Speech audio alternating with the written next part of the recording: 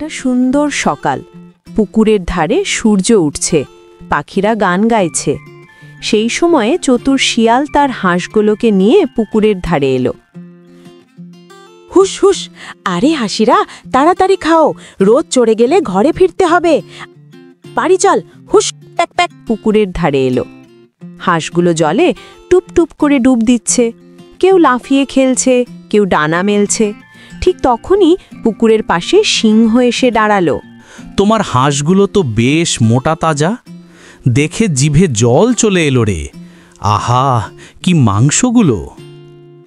ওহো রাজামশাই, ভয় নেই, এগুলো আমার বাচ্চার মতো, কেউ ছুঁতে পারবে না।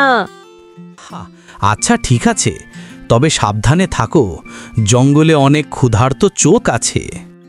চিন্তা নেই রাজা, আমি পাহারা দিচ্ছি, আমার নজর এড়াবে কে? ওগো, আমি বাজারে যাচ্ছি, কিছু ডিম, চাল আর খাবার আনবো। হাঁসগুলোর দিকে খেয়াল রেখো, ঠিক আছে? সাবধানে যেও, ফেরার পথে একটু মিষ্টিও নিয়ে এসো। বাজারে যেতে যেতে স্ত্রী গুনগুন করে গাইতে লাগলো। টিমা টিম টিম, ডিম খেতে গেল গরিলা, শিয়াল দৌড়ে এলো, গরিলা পড়লো মাটি ভিলা। এইদিকে গরিলা চুপি চুপি এসে হাঁসের ডিমগুলো দেখতে লাগলো। একটা হাতে তুলে বলল, ও মা, কি সুন্দর ডিম! একটাই তো ভাজা, আর একটা সিদ্ধ করলে সকালটা জমে যাবে। বলেই ডিম নিয়ে দৌড়। এই গরিলা, দাঁড়া, আমার হাঁসের ডিম কোথায় নিয়ে যাচ্ছিস? না না, আমি গুনছিলাম, শুধু গুনছিলাম। শিয়াল পিছন থেকে দৌড়ে গিয়ে লেজ দিয়ে এক ধাক্কা দিল। গরিলা সোজা ধপাস করে নাটিতে পড়ল, আর ডিমটা গড়িয়ে গিয়ে শিয়ালের হাতে এলো। ডিম চুরি করে পালাতে আসিস? এবার বুঝবি চতুর শিয়ালের চালাকি কেমন। আমি সব সময় তোদের রক্ষা করব।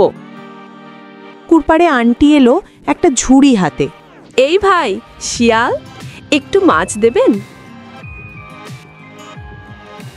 ঠকিয়েই একটা নিয়ে যাচ্ছি। এইভাবে ঠকালে তো পুকুরই ফাঁকা হয়ে যাবে। বিকেলে আন্টি আবার এলো মাছ কিনতে। এই ভাই, মাছের দাম কত বলো তো?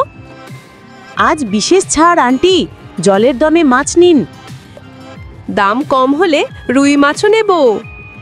এই নিন আন্টি, আজ কিনলে একটা ফ্রি, জলের দামে মাছ, হাসির দামে বোনাস। রাতে শিয়াল হাঁসগুলোকে ঘরে তুলে দিল। তারপর মাছ পাহারা দিতে বসল। পুকুরে মাছগুলো কেমন লাফাচ্ছে দেখো, কেউ যেন চুরি না করে। পাহারা দিতে হবে সারা রাত। রাত কেটে গেল।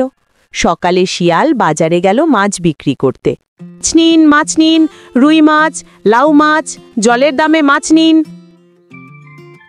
এই ভাই, রুই মাছের দাম কত? এক হালি 200 টাকা, আজ সকালে ধরা তাজা মাছ। বেশ দামই তো, একটু ছাড় দেবেন? দিচ্ছি তো জলের দামে, এর চেয়ে কম চাইলে নদী থেকে নিজেই ধরতে হবে।